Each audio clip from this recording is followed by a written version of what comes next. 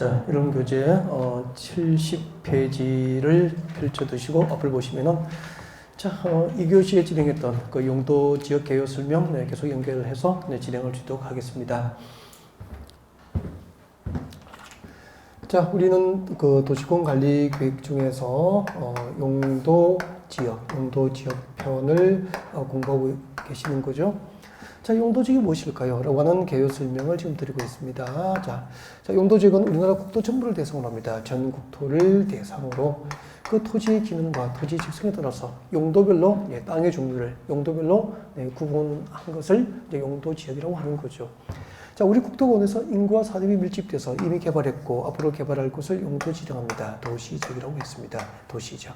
그래서 도시지역 용도지역이 지정됐다는 것은 이미 개발했거나 또 앞으로 개발할 곳을 용도 지정했기 때문에 주요 지정 목적은 개발 용도로 볼 수 있는 거죠. 그 다음에 도시지역으로부터 멀리 떨어진 위치입니다. 멀리 떨어진 위치에 보존해야 될 가치가 있는 산지가 있습니다. 보존 가치가 있는 산지가 있고 전답, 과수원 등 농지가 집단화된 곳이 있습니다. 이런 곳은 농림업의 지정과 산림 보존을 목적으로 농림지역으로 용도지 지정됩니다.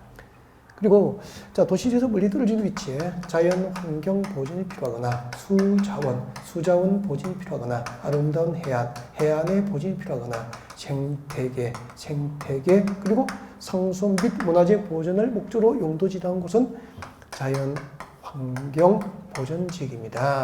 자연 환경 보존 지역이 되는 거죠. 농림지역과 자연환경 보존 지역의 주요 지정 목적은 보존 용도다. 여기까지 이제 진행을 한 거죠. 했고요. 그다음에 이제 여기는 도시지역인데 도시지역은 다시 세분화하면은 도시지역 안에 있는 토지는 크게 구분하면 용도별 종류가 몇 가지로 나누어지죠. 도시지역은 크게 구분하면 네 가지가 있습니다. 네 가지의 용도별로 구분되죠. 자, 도시지역 안에 네 개는 주거지역, 상업지역, 공업지역, 그리고 녹지지역이 되는 거죠. 이 주거지역, 상업지역, 공업지역, 녹지지역이 다시 세부지로 나누어지면 도시지역 안에 모두 몇 개라고 했죠?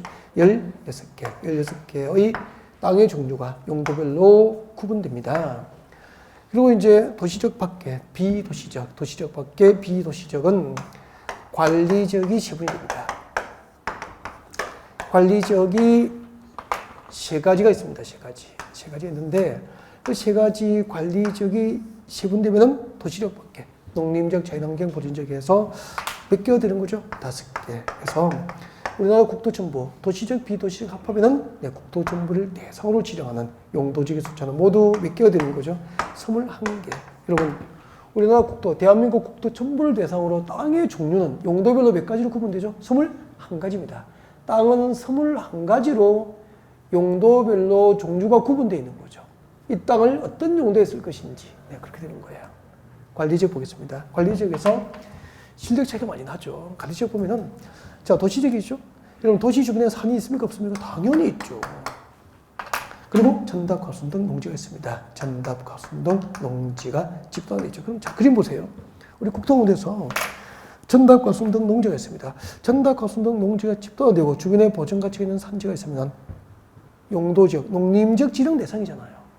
근데 주변이 도시지역이잖아요. 도시는 고정되어 있습니까? 확산됩니까? 개발이 확산되는 거예요. 그래서 그러면은 이 지역은 도시 개발이 확산되니까 현실적으로 농림지로 지정해서 농사만 짓도록 관리하는 것이 현실적으로 가능합니까? 곤란합니까? 곤란하거든.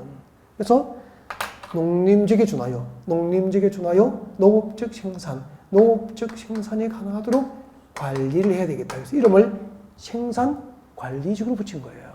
그럼 들어보니까 생산관리지역은 무슨 용도지역의 사촌입니까? 도시지역에 가깝습니까? 농림지역입니까?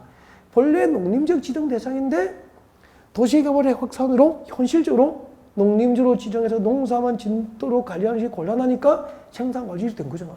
그럼 무슨 용도지역입니까? 농림지역의 사촌쯤 되는 땅이라고 보시면 돼요. 그래서 나중에 여러분의 고객이 도시 주변에 생산관리지역에 땅 사면은 얼추 농림지역만큼 개발이 쉽지 않은 거죠. 여기 공장 건축가 날까요? 안 난다니까요. 여기 아파트 지을 수 있을까요? 없다니까요. 그러면은 이 도시지역에 살면서 은퇴하시고 도시지역에 가까운 곳에 도시 근교에서 이렇게 집을 짓고 산 아래에 집 짓고 이 들판에 작은 이렇게 취미용농을 하실 분들, 기농하실 분들은 생산관리지역에 토지를 근유할 수 있겠죠. 그럼 여기는 농사를 짓기 위한 주택, 농민의 주택이라든지 농업용 창고라든지 농산물 가공실 등 설치는 허가가 나요. 그 외에 허가는 안 나는 땅이라고 보시면 되죠. 얼추 농림지역만큼 개발 제한을 받게 되는 거죠. 여러분, 도시에 가깝지만 비교적 땅값이 그렇게 높지는 않은 거죠. 왜요? 개발할 수는 없으니까. 그죠? 그런 땅이 생산관리지역이 되는 거죠. 그럼 생산관리지역은 어떻게 기억해야 되죠? 농림지역으로 지정하여 주변의 도시지역과의 관계를 고려할 때 농림지역으로 지정하여 관리가 현실적으로 가능한 지역입니까? 곤란한 지역입니까? 곤란한 지역. 줄거드릴게요. 자, 이런 교재 71페이지 봅니다. 71페이지. 저 위에 그림 말고 저 위에 표를 보세요. 표를 보면 관리지역 찾았습니까?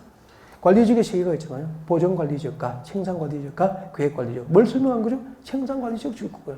생산관리지역은 두 번째 줄에 미칠 거예요. 두 번째 줄에. 농림지역으로 지정하여 관리하기가 곤란한 지역이죠. 이런 관리지역 중에서 이웃하고 있는 도시지역과의 관계를 고려할 때 현실적으로 농림지역으로 지정하여 관리가 곤란한 지역은 무슨 관리지역이죠? 생산관리지역. 그 정도 외우셔야 됩니다. 생산관리지역은 농림지역으로 지정하여 관리가 곤란한 땅이다. 그렇게 보셔야 돼요. 무슨 용도지역의 사촌이죠? 농림지역의 사촌점 되는 땅이에요. 그 다음에 다시 볼까요? 다시 보세요. 여기. 이 도시적이죠. 이 도시 주변에 봐요. 도시 주변에 자연 환경 보존이 필요하거나 수자원 보존이 필요하거나 해안 보존이 필요하거나 생태계 보존이 필요하거나 상수 및 문화재 보존이 필요합니다. 자연환경 보존, 수자원 보존, 해안 보존, 생태계 보존, 상수 및 문화재 보존이 필요합니다.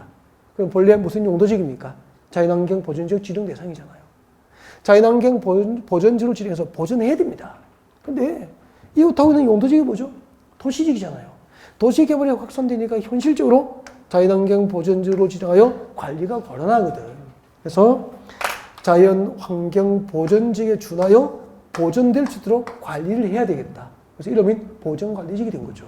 그러면 생산관리지역이 농림지역으로 지정하여 관리가 곤란한 지역이라면 여기는 자연환경 보존지로 지정하여 관리가 곤란한 지역이라고 외워야 되는 거죠. 그래서 아까 교재 71페이지입니다. 71페이지. 자, 보존관리지역, 생산관리지역 바로 위에 있죠. 보존관리지역은 자, 세 번째 줄에 미줄 것이죠. 세 번째 줄에 자연환경 보존지역으로 지정하여 관리가 곤란한 지역 줄 겁니다. 자연환경 보존지역으로 지정하여 관리가 곤란한 지역. 무슨 관리죠? 보존관리지역. 농림지역으로 지정하여 관리가 곤란한 땅은 생산관리지역 그렇게 되는 거예요. 그러면 생산관리지역이 농림지역 사촌이라면 보존관리지역은 뭐죠?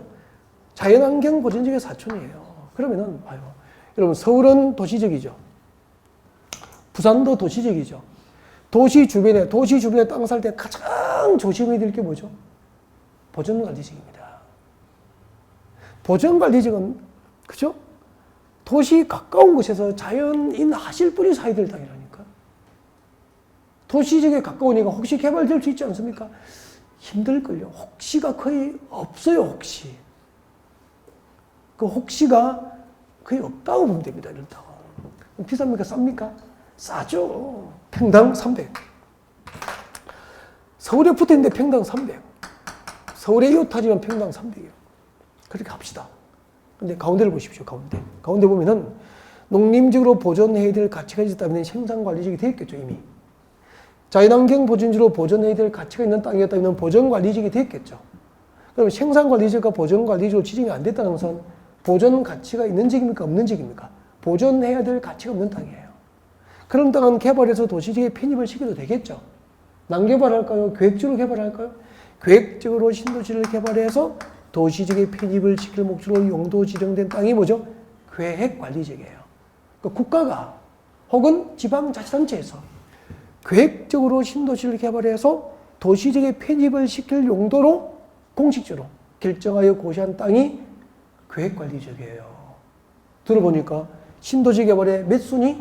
1순위죠, 1순위. 계획적으로 신도시를 개발해서 도시지역에 편입을 시킬 목적으로 결정고시했던 땅이라는 거죠. 그러면 계획관리지역은 무슨 용도의 사촌입니까? 도시지역의 사촌점 되는 땅이죠. 비쌉니까? 쌉니까? 비싸죠. 아까 보존관리지역 땅값은 평당 300. 옆에 여기 보세요. 여기 나란히잖아. 나란히 보존관리지역 나란히 이어타고 있는 이 계획관리는 평당 1천만 원, 1천만 원 할 수 있는 거죠. 3배, 4배 비싼 거죠. 보존관리지역보다. 그래도 평당 300만 원짜리 사야 됩니까? 평당 1000만 원짜리 사야 됩니까? 평당 1000만 원짜리 계획관리지역 땅을 사면은 언젠가 개발되어서 평당 2천, 3천이 될 수 있는 날이 오는데 여기 300만 원짜리 땅을 사두면은 자기보다 더 바보 같은 사람을 만나지 못하면 팔고 나올 수는 없잖아요. 땅이라는 것은. 그게 보존관리지역이 한둘도 없다는 거죠. 싼 거 사야 됩니까? 비싼 거 사야 됩니까? 비싼 거. 근데 진짜 안 봐요. 땅 보러 갔어. 부산에 땅 이웃하고 있어. 나란히 있어. 왼쪽은 평당 300, 왼쪽은 1000만 원이면 보통 평당 300만 원짜리 살 수밖에 없잖아요. 거기서부터 이제 인생이 꼬이기 시작합니다. 경제적으로 꼬이기 시작하죠. 거기서. 그 300만 원짜리 사는 순간 자기는 이렇게 하겠죠. 동창이 나와가지고. 나 지난번에 아파트 살려고 한 거 있잖아. 이번에 아파트는 좀 그렇게 해서 땅 샀어. 어디야? 산청이야? 아니, 부산. 잘했네. 괜찮은 것 같다. 옆에 있잖아. 내가 산 땅 바로 옆에는 평당 1000만 원이도? 자기는 얼마 주고 샀어? 300. 그죠? 그렇게 자랑할 거 아니에요.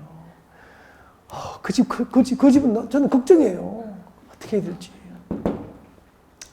그 땅이 개발돼서 부자가 될 확률은 별로 없다고 보면 됩니다. 그냥 그렇게 사시면 됩니다, 그냥. 그 집은 그런 거예요. 그러니까 땅은 잘못 사면은 부자가 될 수 없고요. 아파트는 잘못 사면 쉽게 팔려요. 맞죠? 현금으로 쉽게 바꿀 수 있잖아. 팔 수 있잖아. 땅은 진짜 자기처럼 그런 바보를 만나지 않으면 힘들다니까요. 그죠? 그런 땅이에요. 그러면 우리가 이걸 용도직을 잘 몰라서 고객에게 이런 땅을 싸다고 컨설팅해서 팔아버리면은 고객을 부자로 만듭니까? 고객을 힘들게 만듭니까? 고객의 경제적인 미래를 망치는 거잖아요. 그러니까 우리 열심히 공부해서 제대로 알고 고객을 부자로 만들 수 있도록 컨설팅 해야 되죠. 그렇게 고객을 만들어 줄 수 있는 사람이 업종에서 성공하는 겁니다. 그러니까 여러분은 대충 일을 할 겁니까? 전문가입니까? 전문가죠. 전문가가 뭐죠? 전문 지식으로, 그죠? 무장된 사람이죠. 열심히 하셔야 됩니다. 주어진 기회에. 자, 이제 학교 가는 순간 그때부터는 공부할 시간이 어디 있으면 장사해야 되는데, 책 볼 시간이 없다고. 사업을 하셔야 되니까. 그러니까 지금 주어진 시간에 열심히 하셔야 되는 거죠. 자, 도시적 밖에 모두 몇 개? 3개. 관리직이 3개, 농림적 자연환경 보지역 몇 개? 5개. 계획관리적 밑줄 그어드릴게요. 계획관리 지정 목적은 개발이죠. 3가지 목적이 있습니다. 교재 보십시오. 71페이지. 계획관리적의 지정 목적. 빨리 줄 것입니다. 1번, 도시적으로 편입이 예상되는 지역. 줄 것이고 동그라미 1번.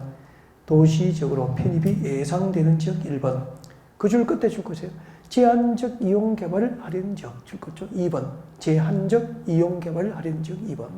그 뒤에 줄 것죠. 계획적, 체계적 관리가 필요한 지역. 계획적, 체계적 관리가 필요한 지역. 3번. 그렇게 해서 계획관리 지정 목적 몇 개죠? 3개.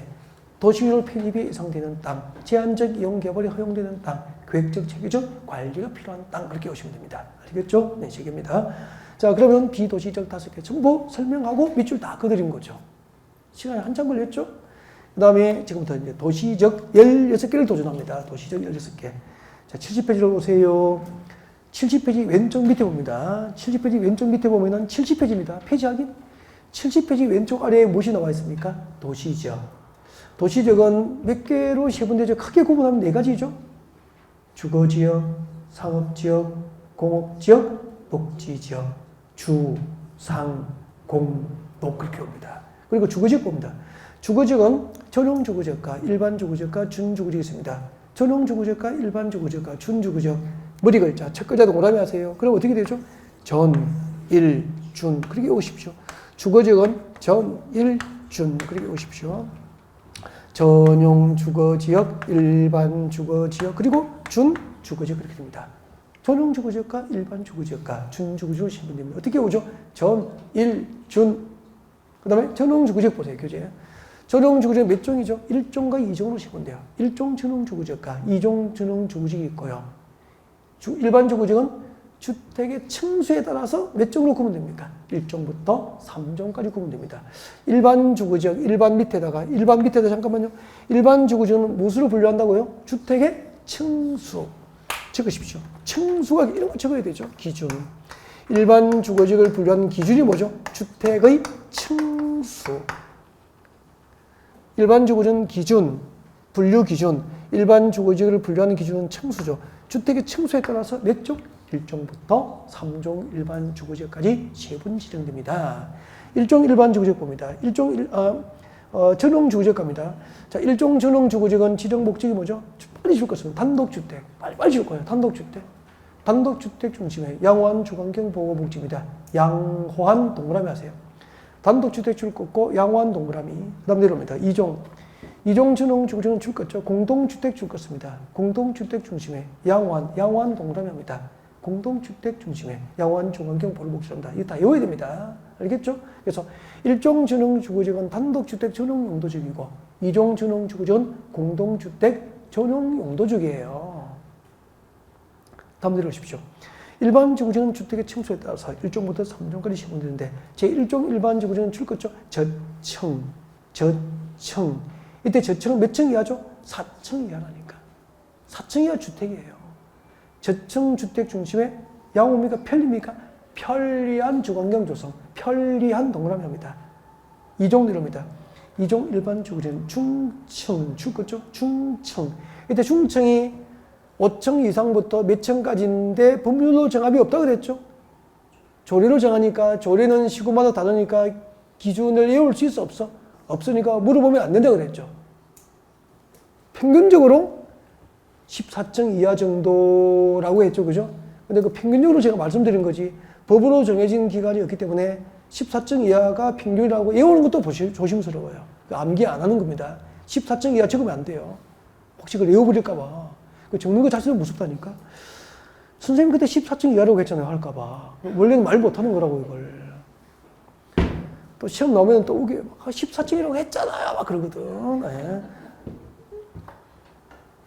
다음 내려오시고 3종은 중고층. 그때 중고층은 몇 층 이상인지 말할 수 없다고 그랬죠? 근데 일반적으로 몇 층? 15층 정도로 되게 조례를 정합니다. 조례 이야기니까 적으면 안 돼요. 자, 중고층 주택 중심으로 편리한 동그라미입니다. 편리한 주거환경 조성 목적하면 몇 종이죠? 3종이 되는 거예요. 그 다음에 잠깐만요. 전용 주거지역이 뭐죠라고 손님이 물어 무엇이라고 하실 겁니까? 일반 주거지역이 뭐죠라고 말할 게 없잖아요. 예를 들면 손님이 1종 전용 주거지역이 뭐죠라고 하면 단독주택 전용 용도지역입니다. 가능하잖아요. 2종 전용 주거지역이 뭐죠? 공동주택 전용입니다. 그럼 괜찮아요. 근데 손님이 이렇게 물어보거든. 전용 주거지역하고 일반 주거지역이 어떻게 달라요? 이렇게 물어보는 거야. 그럼 그걸 말씀을 못 해주면은 여러분 고객은 신뢰를 안 해요. 이 사람 전용 주거지역과 일반 주거지역도 구분을 못 하구나. 자격증은 붙여두는데 진짜 시험 친 거 큰일한 거 아니야? 뭐 이렇게 믿지 않는 거죠. 그러니까 전용 주거지역과 일반 주거지역을 물었는데 말씀을 못 해주면 대답을 못 하면은 5억짜리, 10억짜리, 20억짜리 아파트나 토지계약서에 도장을 안 찍어요. 그분 앞에서. 그게 문제잖아요. 그리고 실제로 시험에 안 나오지만 전용 주거지역과 일반 주거지역은 구분해야 되겠죠. 이렇게 구분합니다. 전용 주거지역은 금방 동그라미 했잖아요. 양호한 주거환경 보호를 목적으로 하면 전용 주거지역으로 불러요. 일반 주거지역은 편리한 주거환경 조성을 목적으로 하면 일반 주거지역으로 부르는 거예요. 그죠? 그럼 손님이 전용 주거지역이 뭐죠라고 물으면 양호한 주거환경 보호를 목적으로 하면 전용 주거지역이고요. 일반 주거지역이 뭐냐면은 편리한 주거환경 조성을 목적으로 합니다. 라고 여러분이 이야기를 하면은 손님이 또 물어보게 되겠습니다. 양호한하고 편리한하고 어떻게 달라요? 이걸 그냥 할 수도 없고, 그죠? 손님이니까. 또 대답을 해야 될 거 아니야. 그래서 쓸데없이 설명 좀 하려고요. 이거 설명을 해드리려고 어젯밤에 연구를 좀 해봤는데 설명을 좀 드려도 되겠습니까? 네, 설명드릴게요. 한번 보십시오. 여기가 서울의 강남역입니다. 네. 강남대로고요. 와, 도로도 넓고 좋다. 네. 이 강남 얘기라고요. 서울 강남 얘기입니다. 전부 빌딩 숲이죠. 전부 빌딩 숲이죠. 강남 대로고 빌딩들이 숲을 이루고 있죠. 이렇습니다. 그 한블록 뒤쪽에는 네, 도로가 좀 좁아요. 좁고 이렇게 되어 있습니다. 네, 이렇게 되어 있는데 여기 있잖아요. 이쪽이 아파트 단지예요. 아파트 단지라고요. 이 아파트입니다. 아파트 단지예요. 그러면은 강남역 9번 출구 나갑니다. 9번 출구입니다. 강남역 9번 출구 나가서 네, 이쪽으로 걸어갑니다. 이쪽으로 쭉 걸어가면은 아파트 입구까지 3분 내지 5분에 도착해요. 저는 3분, 여러분은 5분 뭐 그렇게 되겠죠. 그러면은 이 아파트는 역세권 아파트 맞죠? 역세권 아파트입니다. 일상생활이 불편합니까? 역세권 아파트는 일상생활이 편리합니까? 편리하죠. 5분, 3분 그러면 지하철 얘기잖아.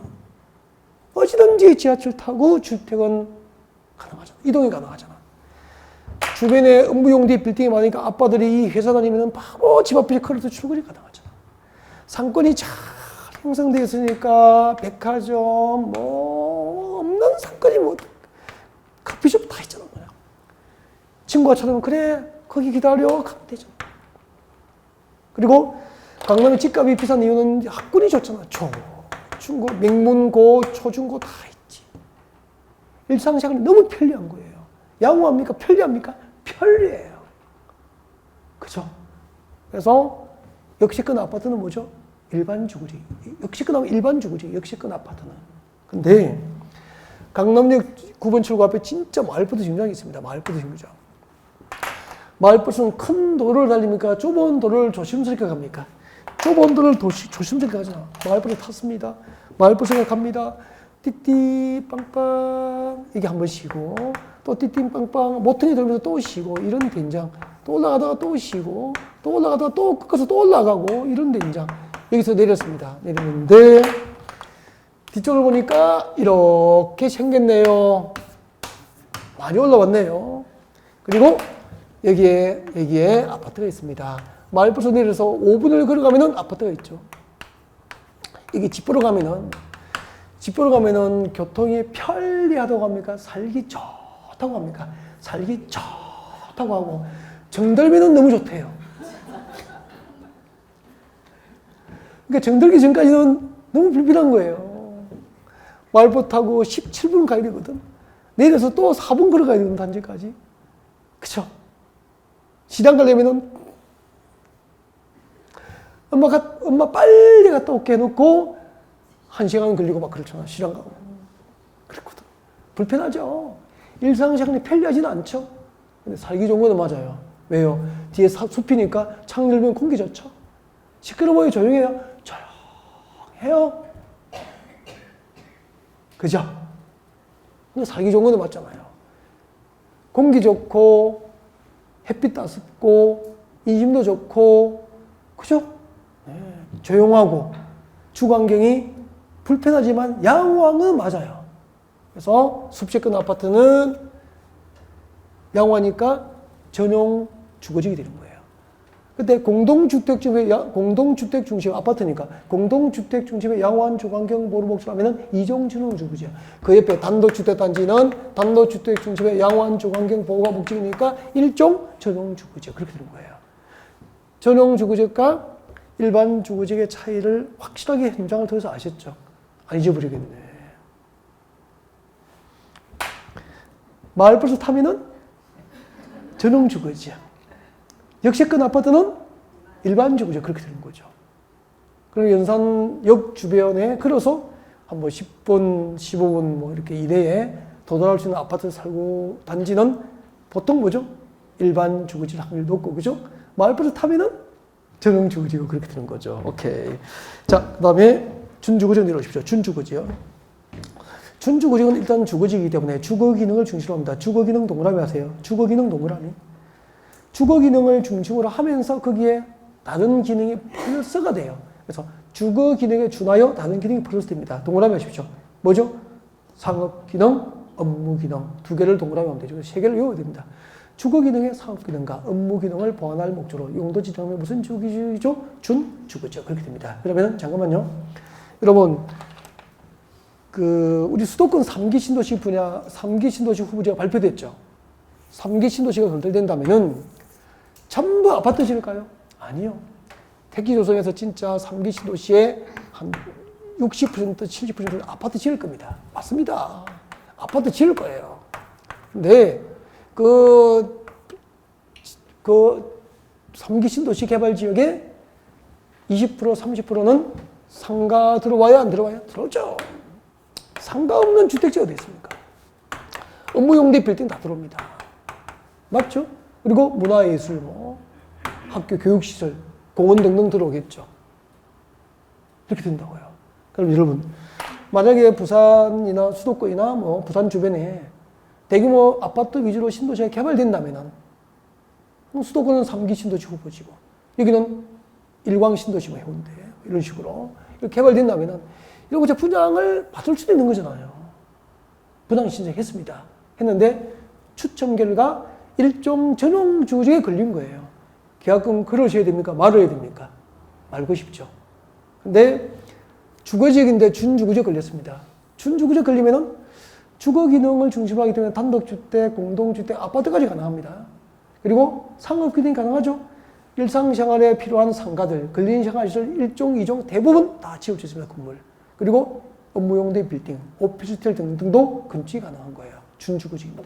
그러면은 여기에 부동산 개발업자가 가장 좋아하는 땅이 뭐죠? 준주거지죠. 그러니까 준주거지의 계약금 그리고 분양금을 딱 받으면은 전화가 옵니다. 부동산 개발업자에게 전화가 옵니다. 평당 800 받았는데 평당 1000만 원 드리겠다고 분양금 파라고 합니다. 그게 피 붙는 거죠. 프리미엄 붙는 거잖아요. 그죠? 그러면은 앞으로 부산시 주변 혹은 여러분이 이제 부산시 주변이니까 수도권에 사시면 수도권 주변에 신도시 개발할 때 택지 등 분양할 때 상가 용지나 주택 용지 분양 신청할 수 있는 거 아닙니까?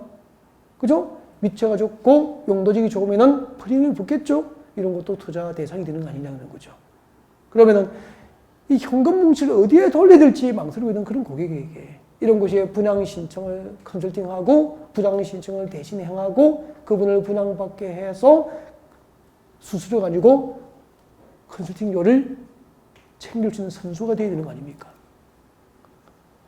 그렇게 해서 진짜 분양했는데 준주거지 걸렸고 그분이 피 붙여서 돈 좀 벌면은 그렇게 해서 여러분의 덕을 보면은 그 여러분에게 손님 다 몰아주는 거 아닙니까? 그분은. 그렇게 해도 되는 거죠. 가장 좋은 영업은 거래한 고객을 부자로 만들어주는 거잖아요. 그러면은 되는 게 이거예요, 이게. 이 업종이라고, 이 업종이. 경기 안 좋아도 할 수 있다니까. 경기 안 좋아도 끊임없이 산업단지, 주택단지 분양되고 있잖아요. 일 많죠. 아싸. 그렇게 신나게 일하시기 위해서 무엇이 해야 됩니까? 정 져야죠, 정. 언제? 올해 져야죠, 올해. 그러니까 공부를 대충 합니까? 올해 열심히 합니까? 열심히. 동기가 있어서 열심히 하잖아. 되겠나? 돈 되겠나? 하면은 동기가 없잖아요. 그럼 열심히 안 하는 거잖아. 그죠? 이 청년은 그렇게 외칩니다. 내려오세요. 그래, 맞아. 제 마음속에 이렇게 생각했죠. 너나 잘하세요. 자, 상업적 내려오시고, 상업적 몇 개 있습니까? 4개. 자, 중심 상업적과 일반 상업적과 유통 상업적과 근린 상업적이 있습니다. 이거 어떻게 오죠? 중일, 근, 유. 유하고 근을 바꿨죠? 제 마음이죠, 뭐. 중일, 근유. 그렇게 해서, 중일, 근유 그렇게 오면은 재미가 없으니까 충청도 버전을 하잖아요. 중일, 근유. 상업적이 뭐죠? 중일, 근유. 두 분에 다 한 번도 웃으지도 않고 중일근이 그렇게 오십시오. 살짝 삐질라 그래요. 중일근이 유 같이 합시다. 뭐죠? 중심상업지역, 일반상업지역, 근린상업지역, 유통상업지역 그렇게 됩니다. 중심상업지역 빨리 동그라미 합니다. 도심과 부도심 동그라미 합니다. 도심과 부도심 꼭 외우셔야 됩니다. 도심과 부도심. 도심과 부도심은 무엇이 되죠? 중심 상업지역이 됩니다. 도심과 부도심은 중심 상업지역이에요. 여러분, 여기가 부산의 서면교차로라고 합시다. 여기가 서면교차로입니다. 서면교차로에서 동네 방향으로 쭉 올라오면 여기 연산교차로가 있더라고요. 연산교차로 맞습니까? 아우, 이거 도로가 교차로 몇 개인지 좀 모르겠더라고요. 너무 많아서 이거. 서울 촌동에 와서 신호 받는 것도 힘들어요, 보니까, 처음에는. 힘들더라고요. 나 요즘엔 잘 지나다닌다? 처음에는 좀, 뭐야, 이거 막 그렇게. 옛날에 생긴 대로 도시계획이 돼서 그런가 봐, 그죠? 그래서 이렇게 복잡하게 됐겠죠. 네. 그러면 봐요. 서면교차로 주변 지역과 연산교차로 주변 지역은 잘 모르는데, 도심 아니면 부도심권은 맞죠? 그럼 여기는 뭐죠? 중심 상업지역인 거예요. 그래서 중심 상업지역은 도심과 부도심 뭐 이거는 겁니다. 중심 상업지역 어디에 있죠? 도심과 부도심에 있는 상업지역입니다. 이렇게 못 외우면은 그건 모르는 거잖아. 연습 좀 하셔야 된다니까. 그 다음에 두 번째. 일반 상업지역인데, 일반 상업지역은요, 얼마나 특징이 없으면은 일반적인 상업이라고 했겠어. 동그라미 하십시오. 일반적인 상업, 동그라미 하십시오. 일반적인 상업과 업무 기능 담당을 목적으로 하면 일반 상업적입니다. 조금 더 설명할게요. 그냥 특징이 없다고 기억하시면 됩니다. 그 다음에 유통상업적은 유통상업적. 유통상업적은 도시 내 동그라미 합니다. 도시 내. 여보세요? 도시 내 동그라미 하시고 생각해요. 도시 내를 상상할 수 있어야 된다니까. 서울 시내에서 맞습니까? 서울 시내에서, 부산 시내에서, 광주 시내에서 도시 아니잖아요. 또는 지역간이라고 되어 있어요. 지역간 동그라미, 지역간. 지역간이 뭐죠? 서울, 부산, 서울, 대전, 서울, 광주, 서울, 강릉. 지역간 맞죠? 도시 안에서 혹은 지역간의 유통기능정지 목적이라고 해요. 밑에 적으십시오. 도시 안에서 혹은 지역간의 유통기능정지를 목적으로 하면은 밑에 적으십시오. 예를 들면은 소매시장입니까? 도매시장입니까? 도매시장. 대규모 도매시장이 위치한 곳이에요. 대규모 도매시장이 위치한 곳이 유통상업지역이 되는 거죠. 대표적으로 서울의 남대문시장, 동대문 상가, 대전의 중앙시장, 대구의 서문시장, 광주의 양동시장, 부산의 진시장, 평화시장. 대충 맞죠? 대규모 도매시장이 위치한 곳은 뭐죠? 유통상업지역. 중심상업지역은 도심과 부도심에 있습니다. 대규모 도매시장은 뭐죠? 유통상업지역입니다. 그 다음에 근린상업지역은 근린지역 보십시오. 근린지역이잖아요. 근린지역은 어떤 지역이죠? 가까울 근자에 인접할 인자예요. 그러니까 주택가입니다. 주택가. 근린이 뭐죠? 주택가. 주택가 가까운 곳이에요. 주택가. 주택가를 근린이라고 하는 근린. 그러면은 근린지역에서 이 말은 주택가 인근지역에서 그 말이잖아요. 주택가 인근지역에서 일용품과 일용품이 뭐죠? 일상생활용품. 일상생활용품과 서비스 제공을 목적으로 하니까 밑에 적으십시오. 예를 들면 주택가 인근에 뭐죠? 소매시장. 소매시장이 위치한 곳은 근린상업지역이 되는 거죠. 여러분, 주택가 인근의 소매시장은 근린상업지역. 대규모 도매시장이 있는 곳은 유통상업지역. 도심과 부도심은 중심상업지역. 특징이 없으면 뭐죠? 일반상업지역. 그러니까 일반상업지역은 봐요. 일반상업지역은 도심과 부도심이 아니야. 도심과 부도심이 아니야. 대규모 도매시장도 없어. 주택가 인근에 소매시장도 없어. 근데 도로 주변에 상권이 형성되어 있으면 일반상업지역. 그럼 봐요. 일반상업지역은 보세요. 여러분, 서면교차로는 도심이죠. 연산교차로도 도심 내지 부도심권이죠. 그러면은 봐요. 서면교차로하고 연산교차로 사이에 도로 주변은 주택입니까? 상가입니까? 상가죠. 여기에 소매시장도 없고 도매시장이 없는 그당 상가가 있다면은 이런 지역이 뭐죠? 일반 상업지역이야. 그럼 일반 상업지역은 사람이 모이는 곳입니까? 통과하는 곳입니까? 통과하는 곳이잖아. 지나가는 곳이잖아. 상권이 일반 상업지역은 대체로 좋아요? 안 좋아요? 안 좋아요. 그래서 일반 상업지역은 오픈하고 문을 닫고 이게 많은 곳이, 제일 많은 곳이 통계가 일반 상업지역입니다. 여러분, 근린 상업지역은 재래시장 많죠? 소매시장, 그죠? 주택가 인근의 재래시장은 30년에 장사하시는 분이 지금도 장사하시는 분 많죠? 대를 물리는 것도 많죠? 그죠? 그리고 도매 시장은 언제든지 뭐 다른 지역에서도 오고 도시에서 다 모이는 곳이기 때문에 상권 좋죠. 근데 일반 상업지역은 모이는 곳입니까? 지나가는 곳입니까? 지나가시는 곳이니까 상권이 대체로 좋지 않다라고 이야기하더라고요. 그러니까 보십시오. 법은 외우는 겁니까? 해석하는 겁니까? 해석하고 현장에 이렇게 적용을 하니까 일반 상업지역이 어딘지 진짜 알게 됐잖아요. 대체로 이런 지역은 일반 상업지역이고 대체로 이런 곳은 중심 상업지역이고 대규모 도매 시장에 위치하면 유통 상업지역이고 주택과 가까운 곳에 소매 시장에 위치한 곳은 근린 상업지역이고 전문가 수준이 되잖아요. 설명 듣고 나니까. 맞죠? 네. 그 다음에 별로 뭐 좋아하는 표정들이 아닌 것 같아요. 공업지역 내려오시고 공업지역.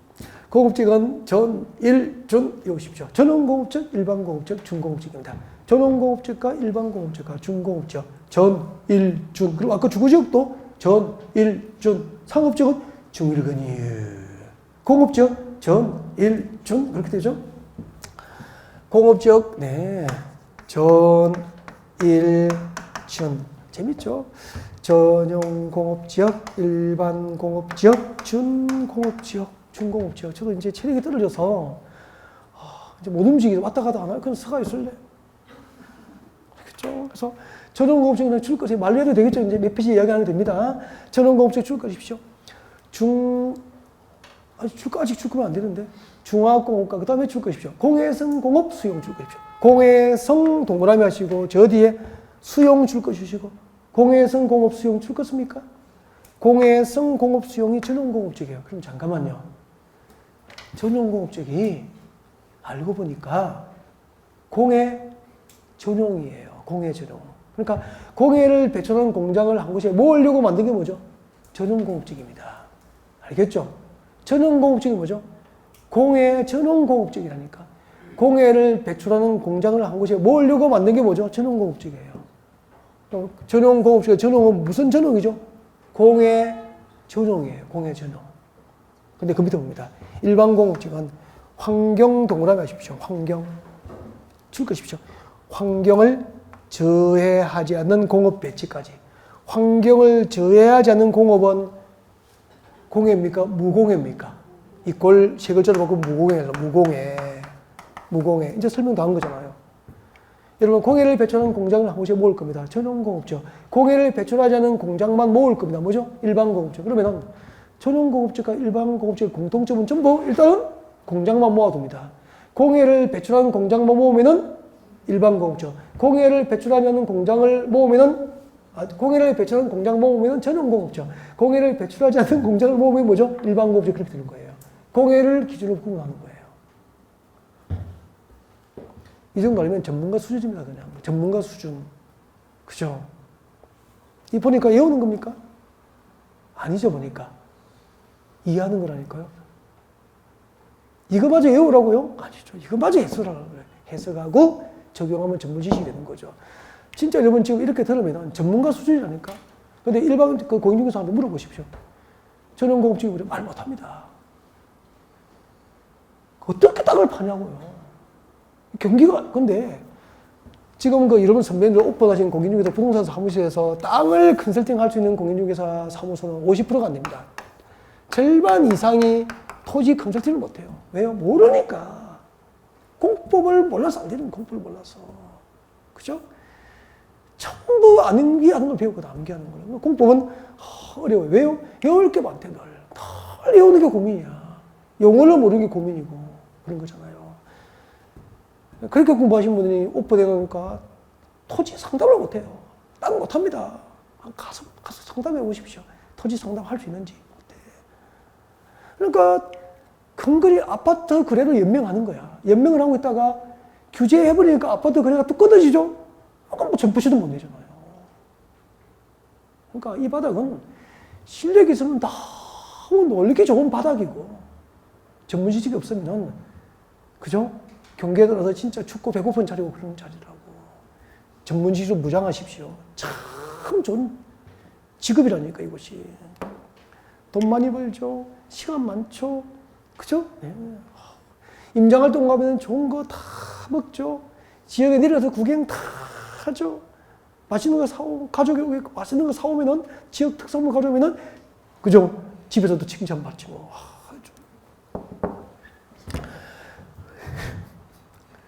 중공업지역입니다. 중공업지역. 중공업지역은 일단은 공업지역 맞죠? 그래서 경공업 동그라미 경공업. 중공업입니까? 경공업입니까? 경공업. 그러면 대규모 공장을 짓습니까? 중소규모 공장입니까? 중소규모 공장 건축이 가능합니다. 경공업 동그라미. 그게 기타 공업을 수용하되 그 뒤에 봅니다. 플러스, 경공업 플러스 뭐죠? 동그라미 하십시오. 주거, 상업, 업무. 그러면은 놀랍죠? 그럼 놀랍죠? 한번 보십시오. 경공업, 기타 공업 수용을 목적으로 하니까 공장 지을 수 있죠. 중소규모 공장 지을 수 있죠. 플러스 뭐죠? 주거 기능이죠? 공업적인데 아파트 건축도 가능합니다. 당연히 연립 다시대가 다 가능하죠. 단독 가능하죠. 아파트까지 지을 수 있어요. 그리고 상업 기능, 상가 지을 수 있다니까요. 업무용대 빌딩, 오피스텔 등 올릴 수 있다니까요. 그래서 도시지기 세분의 13개 중에서 도시지기 세분의 16개 중에서 제일 좋은 땅이 뭐죠? 중공업지역. 정말 좋습니다. 그러니까 부동산 개발업자가 가장 원하는 땅은 뭐죠? 중공업지역. 그러면은 여보세요. 전국의 국가 산업단지를 분양하거나 일반 산업단지가 분양되거나 도시 첨단 산업단지가 분양되는 곳을 찾아다니면서 여윳돈을 지고 분양 신청했다가 중공업지역 걸리면은 분양권을 지는 순간 무엇이 붙습니까? 프리미엄이 붙죠. 정말 이 중공업지역 특징은 제가 이렇게 노골적으로 설명하기도 아깝다니까요. 시험 치고 잊어버렸으면 좋겠습니다. 좋은 땅입니다. 정말 좋은 땅이에요. 그래서 부동산 전문가라면은 중공업지라는 단어를 소리를 들으면은 가슴이 뛰고요. 그죠? 심장박동수가 빨라져야 부동산 전문가 되는 거예요. 중공업지라는 단어를 들어도 감각이 없으면은 하신물은 그죠? 해볼게요. 중공업지. 여러분 전문가 충분할 것 같습니다. 참 좋은 땅이에요. 정말 좋아요.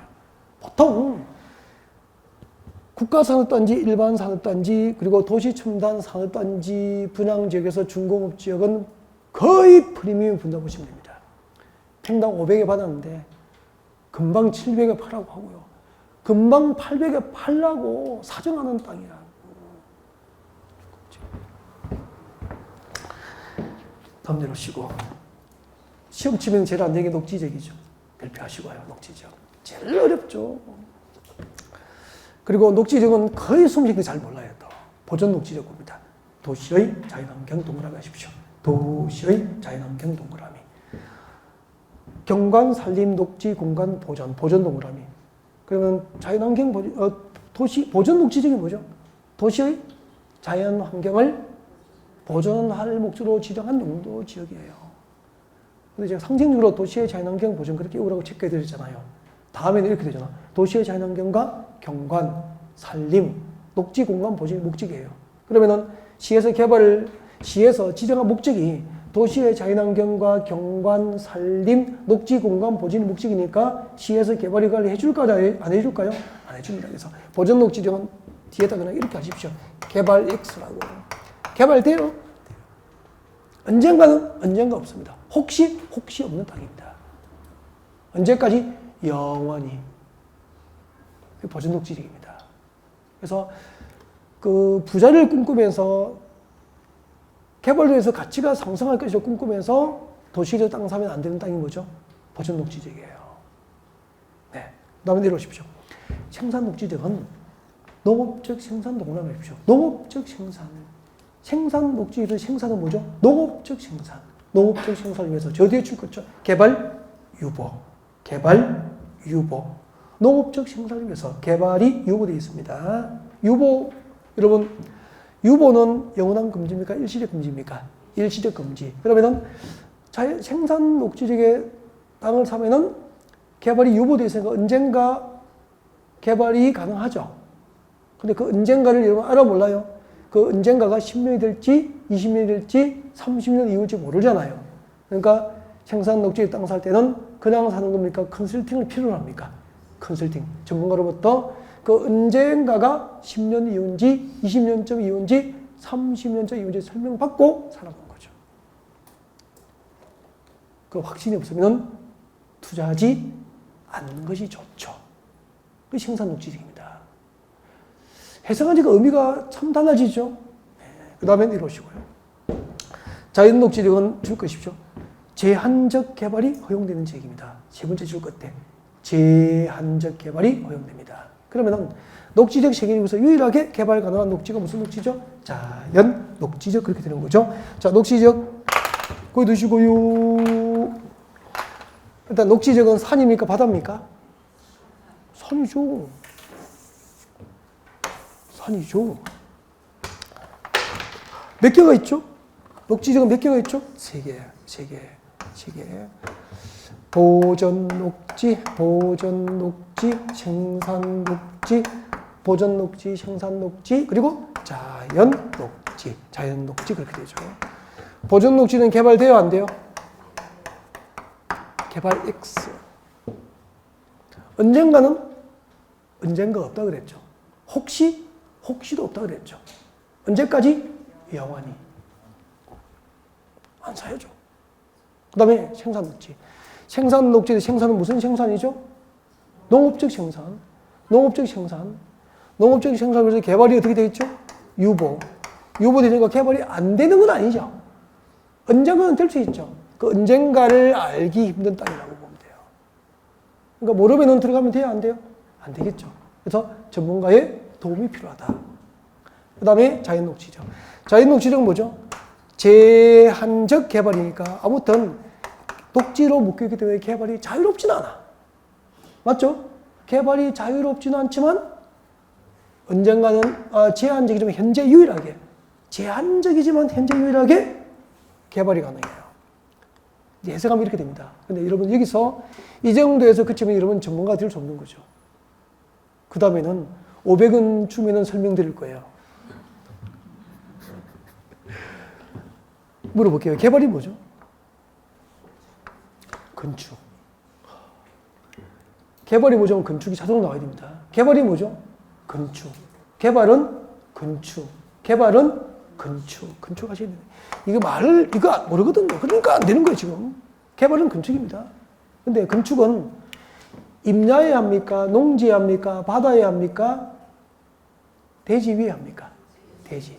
대지는 본래부터 있습니까? 조성해야 됩니까? 조성.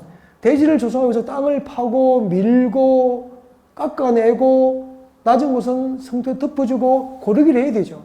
그것을 뭐라고 합니까? 토지 형질 변경. 또 배우고요. 토지 형질 변경이라고 그래요.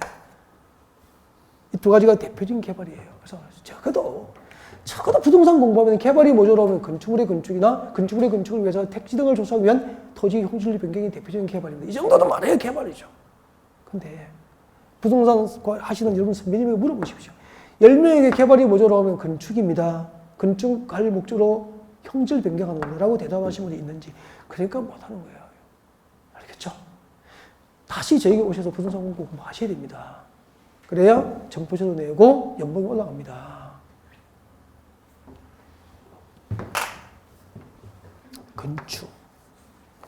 그리고 건축 목적의 토지 형질 변경. 우리 학원에 오신 거 잘했죠? 잘하신 거죠. 저 보시고요. 그러면 한번 보십시오.